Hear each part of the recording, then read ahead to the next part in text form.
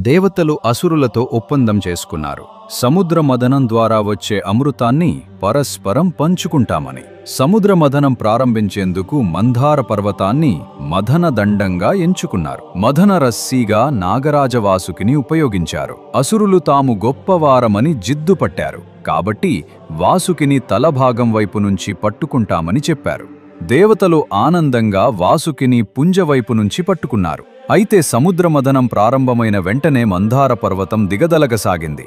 ఇది చూసిన విష్ణుమూర్తి కూర్మ అవతారం ధరించి ఆ పర్వతాన్ని తన మీద మోశారు. సముద్రమథనంలో ఎన్నో రత్నాలు, అద్భుత జంతువులు, అప్సరసలు మరియు లక్ష్మీదేవి బయటికి వచ్చారు. కాని వీటితో పాటు ఒక విషపూరితమైన విషం హలాహలము కూడా బయటికి వచ్చింది. ఈ హలాహల విషం మొత్తం బ్రహ్మాండాన్ని నాశనం చేయగలదు. ప్రపంచాన్ని రక్షించేందుకు శివుడు ఆ విషాన్ని తాగారు. ఆ విషం ప్రభావంతో ఆయన గొంతు నీలంగా మారింది. అయితే ఆయన మొత్తం లోకాన్ని హలాహల విషం నుండి రక్షించారు. అందుకే ఆయనను నీలకంఠుడిగా పిలవడం మొదలైంది.